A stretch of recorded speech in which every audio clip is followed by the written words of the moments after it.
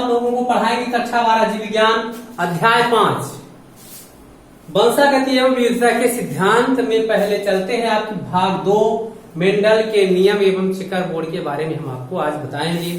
चिकर board आपके समझ में आ जाए तभी लाइक करिएगा, अन्यथा न करिएगा।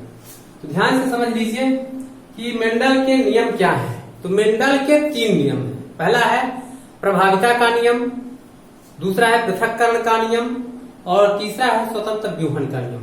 तो तीनों नियम हम आपको बताने वाले हैं। पहला नियम है प्रभाविता का नियम। पहला नियम है प्रभाविता का नियम। प्रभाविता का नियम क्या है?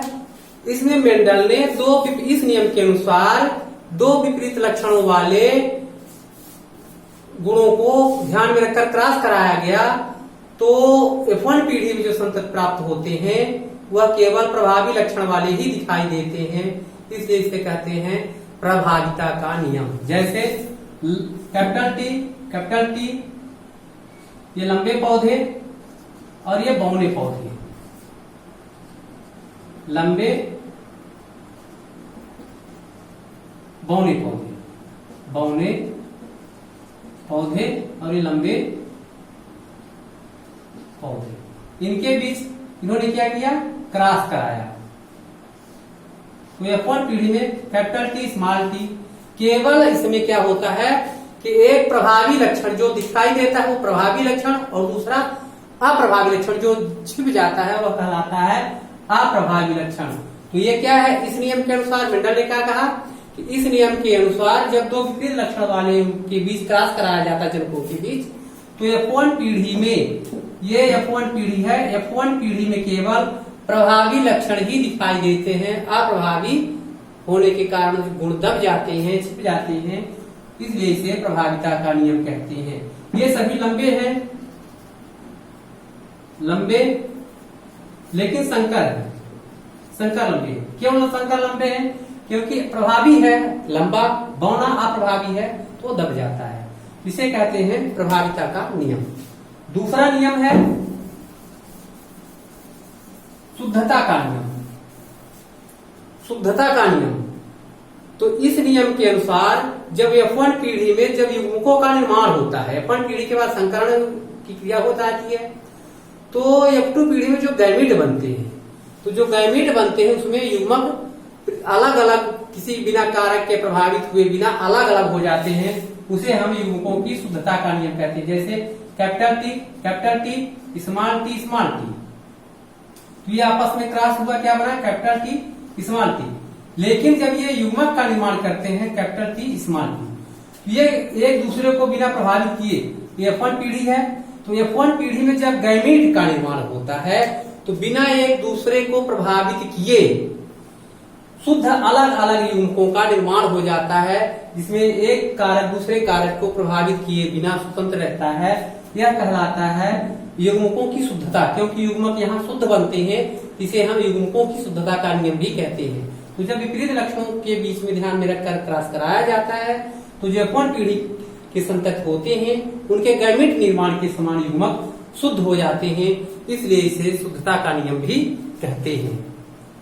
तीसरा नियम है इनका स्वतंत्र व्यूहन का नियम। मेंडल का तीसरा नियम है स्वतंत्र व्यूहन का नियम। तो स्वतंत्र व्यूहन का नियम क्या है?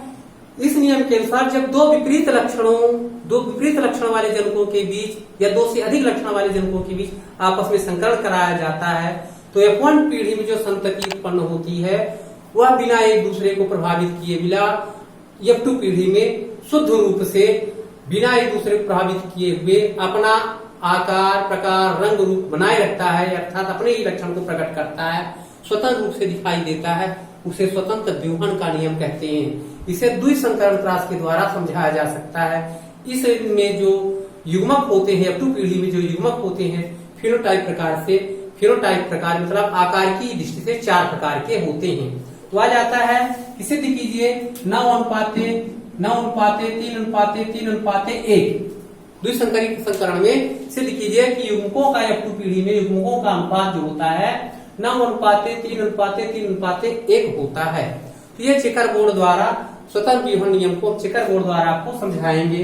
तो चेकर बोर्ड में किस तरह से लिखना है, गैमीट कहां से आते हैं, तो इसमें क्या होता है, दो विपरीत लक्षण वाले जनकों के बीच संकरण कराया जाता है। कैसे, देखिए capital R, capital R, capital Y, capital Y, ये दो जोड़ी हो गए, एक जोड़ी ये और एक जोड़ी ये, तो ये कहलाता है राउंड वन, गोल गोल पीले बीज। दूसरा है small R, small R, small Y, small Y, झुर्रीदार हरे बीज, हरे बीज के बीच संकरण कराते हैं, क्रॉस कराते हैं।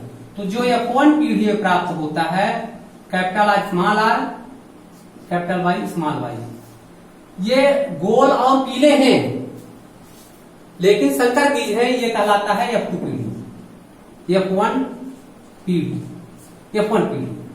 तो F1 पीढ़ी में इस प्रकार से जो संकर पौधे प्राप्त होते हैं वो कैसे प्राप्त होते हैं, capital R small R, capital Y small Y, तो गोल और पीले बीज वाले ही दिखते हैं, हरा झुर्रीदार रंग अप्रभावी होने के कारण दब जाता है। लेकिन अब इसमें जब स्वपरागण की क्रिया होती है, स्वपरागण की क्रिया होती है, तो स्वपरागण कैसे होगा, ये पहले युग्मक बनेंगे, कैपिटल आर, ये युग्मक जो होते हैं, ये स्वपरागण की क्रिया जब होगी तो दोनों अलग अलग हो जाए, capital R small R, capital Y small Y, ये इस प्रकार से हो जाते हैं युग्मकों के निर्माण में।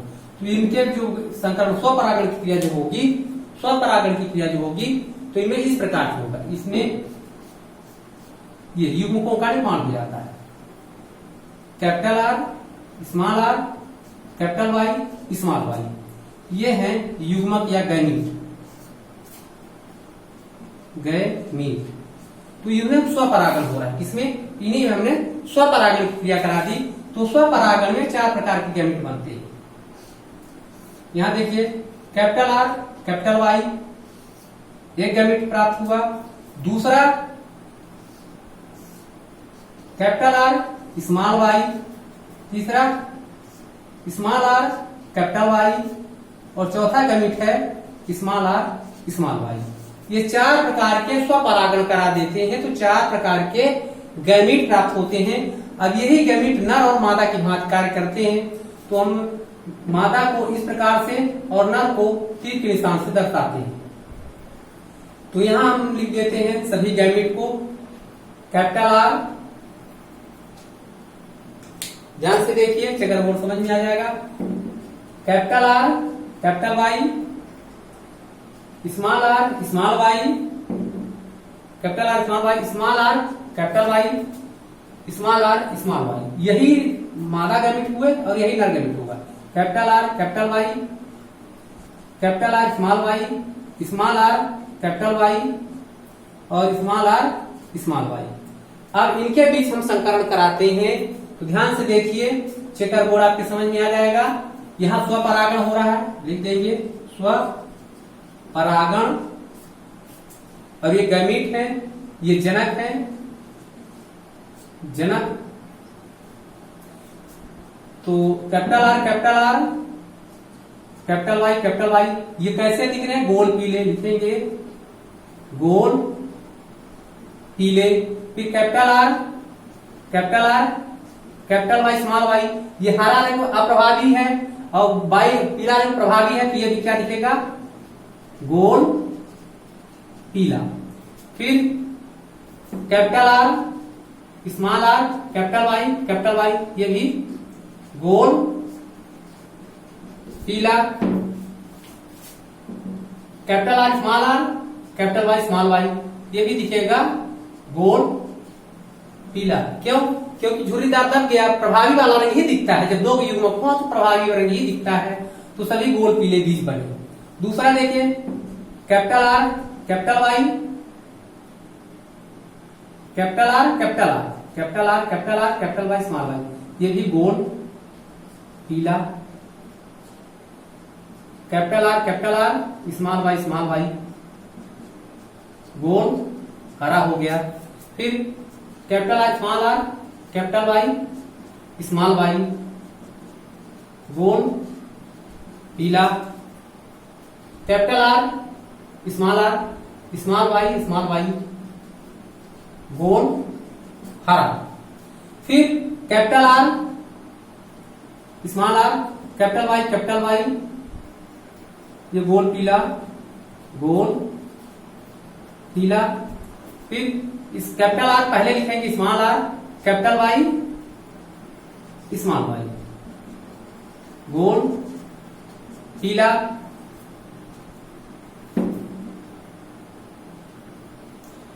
स्मॉल आर कैपिटल वाई ये झुर्रीदार पीला दिखा, झुर्रीदार पीला।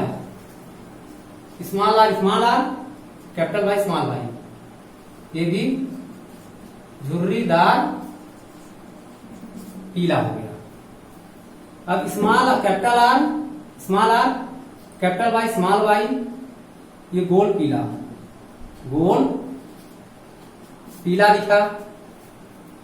कैपिटल आर स्मॉल वाई गोल हरा दिखा। फिर small R capital Y small Y झुर्रीदार पीला। स्मॉल आर स्मॉल वाई झुर्रीदार हरा था। इस प्रकार से संकलन कराने पर ये युग्मक प्राप्त होते हैं। ये इस प्रकार से बीज प्राप्त होते हैं और ये पौधे प्राप्त होते हैं। F2 पीढ़ी कौन सी पीढ़ी है? F2 पीढ़ी। तो F2 पीढ़ी में कितने प्रकार के बीज प्राप्त हो गए? ये गैमेट हमने आपको बता दिया कितने प्रकार के, यहां लिखेंगे कौन कौन से हैं। गोल पीले बराबर गिन लीजिए 1 2 3 4 5 6 7 8 9, यहां लिखेंगे 9। फिर गोल हरे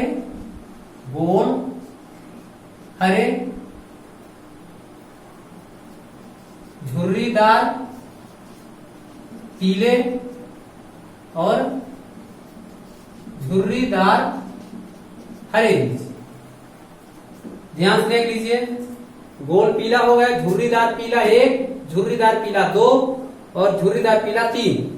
तो यहाँ 3। गोल हरे कितने हैं? गोल हरा 1, गोल हरा 2 और गोल हरा 3। गोल हरा 3 और झुर्रीदार हरा कितने हैं? 1 है। झुर्रीदार हरा 1। इस शिखर बोर्ड से सिद्ध होता है कि जो द्विसंकरी संकरण होता है, द्विसंकरी संकरण में स्वतंत्र व्यूहन का जो नियम है वो शिखर बोर्ड के द्वारा आप क्या लिखेंगे? नीचे सबसे लिख देंगे 9:3:3:1। यही सिद्ध करना है, शिखर बोर्ड आ जाता है तो आपको इस तरह से लिखना है। तो आशा है कि आप मेंडल के तीनों नियम बन जाएंगे। शिखर बोर्ड मोस्ट है, 5 नंबर का हिस्सा लाने वाला है। तो आप शिखर बोर्ड कहां से करेंगे? 2 विपरीत लक्षणों वाले को ध्यान में रखकर क्रॉस कराएंगे।